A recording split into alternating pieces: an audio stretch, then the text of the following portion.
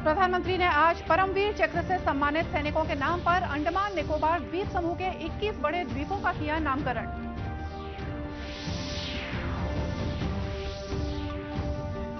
नेताजी सुभाष चंद्र बोस की जयंती पर राष्ट्रपति, उपराष्ट्रपति और प्रधानमंत्री सहित अन्य नेताओं ने दी श्रद्धांजलि।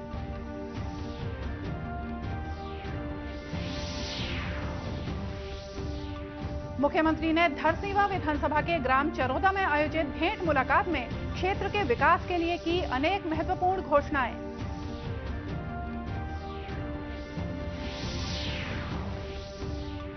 और परीक्षा पे चर्चा को लेकर देश भर के 500 स्कूलों में राष्ट्रीय चित्रकला प्रतियोगिता आयोजित, प्रदेश के कई हिस्सों ने लिया भाग।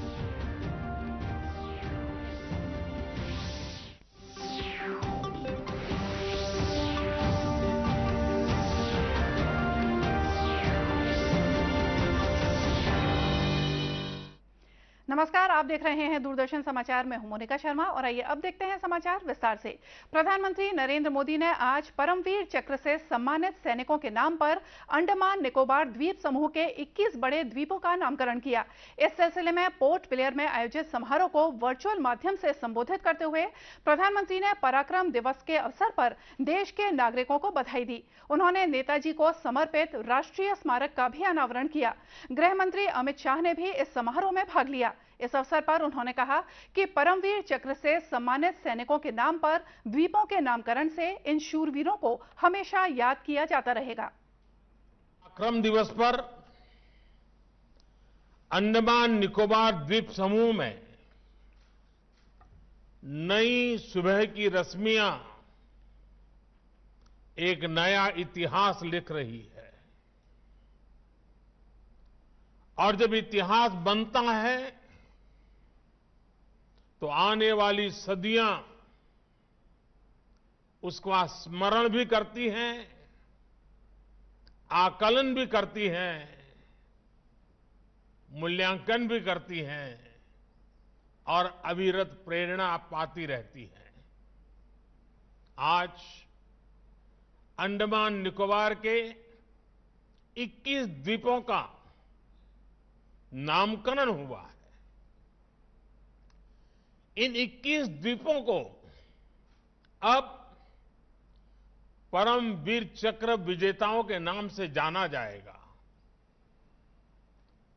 जिस द्वीप पर नेताजी सुभाष चंद्र बोस रहे थे, वहां उनके जीवन और योगदानों को समर्पित एक प्रेरणा स्थली, एक स्मारक का भी आज शिलान्यास हुआ है। आज के इस दिन को आजादी के अमृत काल के एक महत्वपूर्ण अध्याय के रूप में आने वाली पीढ़ियां याद करेगी।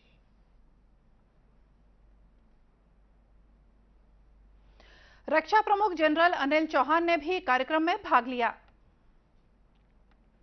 राष्ट्रपति द्रौपदी मुर्मू ने आज पराक्रम दिवस पर नेताजी सुभाष चंद्र बोस को श्रद्धांजलि अर्पित की है। अपने संदेश में उन्होंने कहा है कि नेताजी ने लाखों भारतीयों को देश के स्वतंत्रता संघर्ष में शामिल होने के लिए प्रेरित किया और उनका व्यक्तित्व देश प्रेम और अदम्य साहस से भरपूर था। उपराष्ट्रपति जगदीप धनखड़ ने भी नेताजी को श्रद्धांजलि अर्पित की है। उन्होंने देशवासियों से नेताजी के सपनों का भारत बनाने के लिए समर्पित होने का आग्रह किया है। प्रधानमंत्री नरेंद्र मोदी ने कहा है कि वे नेताजी सुभाष चंद्र बोस के विचारों से बहुत प्रभावित हैं और राष्ट्र के लिए उनकी दृष्टि को साकार करने के लिए काम कर रहे हैं। पराक्रम दिवस पर नेताजी को श्रद्धांजलि देते हुए श्री मोदी ने भारत के इतिहास में नेताजी के अद्वितीय योगदान को स्मरण किया। अपने संदेश में श्री मोदी ने कहा कि औपनिवेशिक शासन के प्रखर विरोध के लिए नेताजी को याद किया जाएगा। गृह मंत्री अमित शाह ने भी नेताजी को श्रद्धांजलि अर्पित की और देशवासियों को पराक्रम दिवस पर बधाई दी।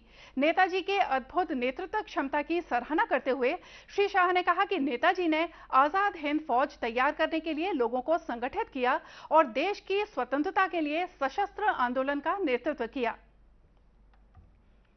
मुख्यमंत्री भूपेश बघेल ने धरसीवा विधानसभा के ग्राम चरोदा में आयोजित भेंट मुलाकात में क्षेत्र के विकास के लिए अनेक महत्वपूर्ण घोषणाएं की। इस अवसर पर विधायक अनीता योगेंद्र शर्मा सहित अनेक जनप्रतिनिधि उपस्थित थे। मुख्यमंत्री ने ग्रामीणों को संबोधित करते हुए कहा कि वे भेंट मुलाकात में राज्य शासन की जन कल्याणकारी योजनाओं की जानकारी लेने के लिए हर विधानसभा में जा रहे हैं। उन्होंने कहा कि राज्य सरकार धान से एथेनॉल बनाने के लिए केंद्र से 4 साल से अनुमति मांग रही है, लेकिन अनुमति नहीं मिली। यदि अनुमति मिलती है तो किसानों का सारा धान वे खरीदेंगे। भेंट मुलाकात में मुख्यमंत्री को किसान कुमार वर्मा ने सड़क में 1.5 एकड़ जमीन पर मुआवजा नहीं मिल पाने की बात की, जिस पर मुख्यमंत्री ने कलेक्टर को जरूरी कार्रवाई कर निराकरण के निर्देश दिए। किसान कन्हैया लाल साहू ने बताया कि उन्हें राजीव गांधी ग्रामीण भूमिहीन कृषि मजदूर न्याय योजना की एक किश्त मिल गई है, बाकी नहीं मिल पाई है। मुख्यमंत्री ने इनकी शिकायत पर कलेक्टर को जांच के निर्देश दिए। आगामी 27 जनवरी को प्रधानमंत्री नरेंद्र मोदी परीक्षा पे चर्चा कार्यक्रम को संबोधित करेंगे। इस दौरान वे विद्यार्थियों, अभिभावकों और शिक्षकों से परीक्षा से जुड़े मुद्दों पर बातचीत भी करेंगे। इस कार्यक्रम से पहले आज देश भर के करीब 500 स्कूलों में विद्यार्थियों के बीच परीक्षा से जुड़े विभिन्न विषयों पर चित्रकला प्रतियोगिता का आयोजन किया गया। इन स्कूलों में प्रदेश के भी कई स्कूल शामिल रहे। राजधानी रायपुर के केंद्रीय विद्यालय में भी विद्यार्थियों ने अपनी कूची से एग्जाम वॉरियर बनने के विषय को उकेरा। केंद्रीय विद्यालय क्रमांक 1 रायपुर के प्राचार्य अशोक कुमार चंद्राकर ने बताया कि प्रधानमंत्री ने बच्चों को मानसिक रूप से तैयार करने की बात कही है। इसी परिप्रेक्ष्य में इस प्रतियोगिता का आयोजन किया गया है कि आज सुभाष चंद्र बोस जी की जयंती है और इस अवसर पे साथ ही हमारे देश के भावी नागरिकों को परीक्षाओं में, विभिन्न प्रकार की प्रतियोगी परीक्षाओं में भाग लेने के लिए हमारे आदरणीय प्रधानमंत्री द्वारा एक अभिनव प्रयास किया गया है कि परीक्षा के पूर्व मानसिक और शारीरिक रूप से तैयार हों और परीक्षा को अच्छे से लिखें और देश के लिए अपने कर्तव्य का समुचित निर्वहन करें। इस हेतु ये आज परीक्षा पे चर्चा के विषय पे आज एक चित्रकला प्रतियोगिता का आयोजन किया जा रहा है।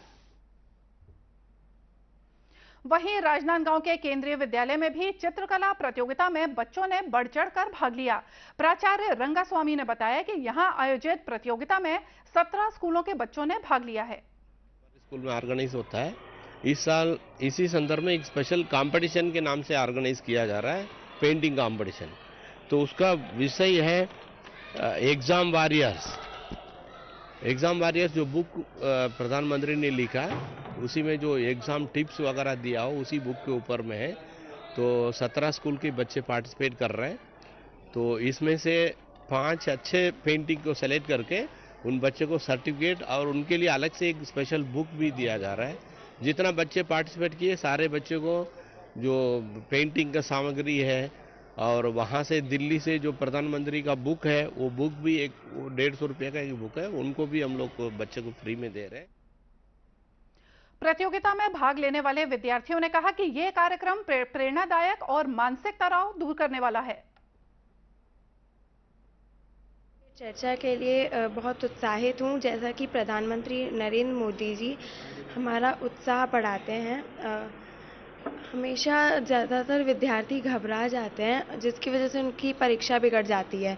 वहीं नरेंद्र मोदी जी हमारा मनोबल बढ़ाते हैं और ये बताते हैं कि कैसे शांत मन से हम अच्छे से परीक्षा दे सकें। प्रधानमंत्री जी ने कहा है कि परीक्षा को एक त्यौहार की तरह लें और ये इससे वो हमेशा मन की बात के ज़रिए या परीक्षा पे चर्चा जो वो हर वर्ष करते हैं, इससे हमारा वो मनोबल भी बढ़ाते हैं, साथ में व्यक्तिगत रूप से बच्चों के साथ कांटेक्ट करने की कोशिश भी करते हैं। हमारे माननीय प्रधानमंत्री जी द्वारा जारी किया गया ये परीक्षा पे चर्चा हम बच्चों की बहुत सहायता कर रहा है। हम अपने परीक्षा के समय जो डरते थे अब वो डर नहीं लग रहा है। उनकी मन की बात सुनकर हमें आत्मविश्वास मिलता है। उसी आत्मविश्वास को लेकर मैंने ये पेंटिंग बनाई है। इसमें ये दर्शाना चाह रहे हैं कि हम आत्मविश्वास के भरोसे अपने डर को ख़त्म करके कोई भी परीक्षा पे सफल पा सकते हैं। प्रदेश के अन्य केंद्रीय विद्यालयों में भी ये प्रतियोगिता आयोजित की गई। आयुष विभाग राजनांदगांव द्वारा जिला स्तरीय निशुल्क आयुष स्वास्थ्य मेले का आयोजन किया गया। इस मेले में आयुर्वेद, होम्योपैथी और नेत्र रोग सहित अन्य बीमारियों की जांच और उपचार किया गया। इस अवसर पर काढ़ा और दवाइयां निशुल्क दी गई।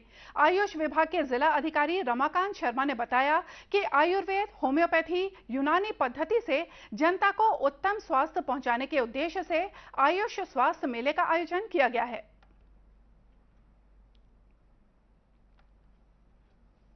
आज जिला स्तरीय निःशुल्क आयुष स्वास्थ्य मेला का आयोजन राजनांदगांव में किया गया है, जिसमें आयुर्वेद, होम्योपैथी, यूनानी तीनों चिकित्सा पद्धतियों से उपचार उपलब्ध कराया जा रहा है।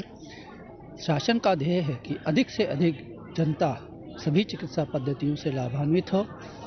ऐसे शासन की भावना को ध्यान में रखते हुए यह तीनों चिकित्सा पद्धति से उपचार उपलब्ध कराया जा रहा है। कार्यक्रम के मुख्य अतिथि महापौर हेमा देशमुख थी। उन्होंने भारतीय चिकित्सा पद्धति को अपनाने की अपील करते हुए कहा कि आयुर्वेद और होम्योपैथी सहज, सरल और घर घर में अपनाई जाने वाली चिकित्सा पद्धति है।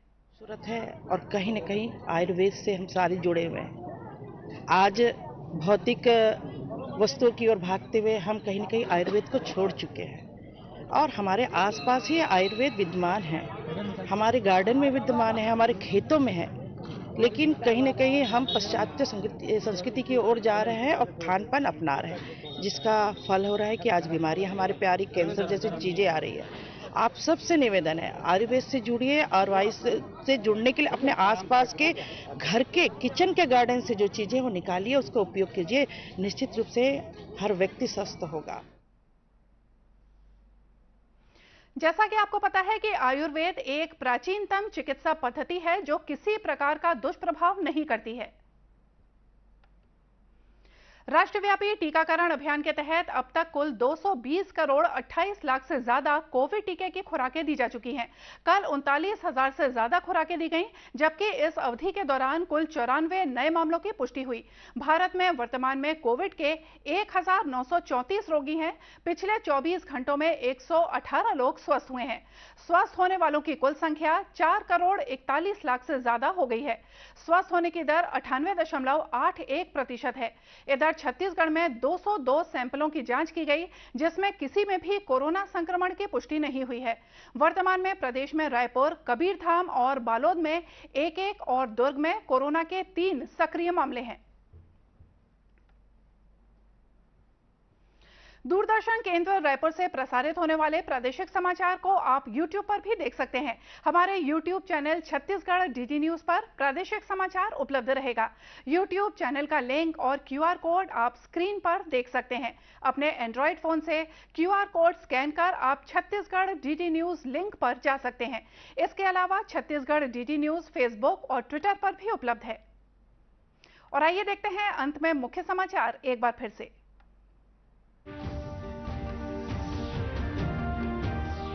प्रधानमंत्री ने आज परमवीर चक्र से सम्मानित सैनिकों के नाम पर अंडमान निकोबार द्वीप समूह के 21 बड़े द्वीपों का किया नामकरण।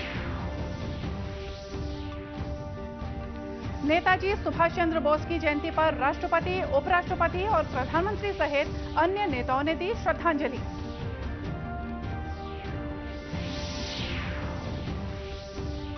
मुख्यमंत्री ने धरसींवा विधानसभा के ग्राम चरोदा में आयोजित भेंट मुलाकात में क्षेत्र के विकास के लिए की अनेक महत्वपूर्ण घोषणाएं।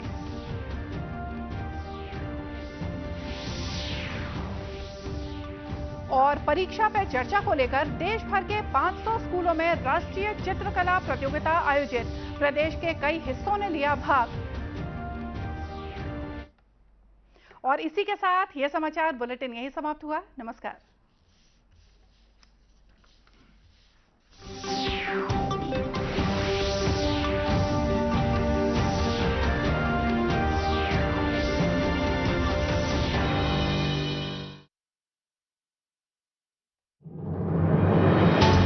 मन की बात है जन जन की, संघर्षों के कुछ किस्से,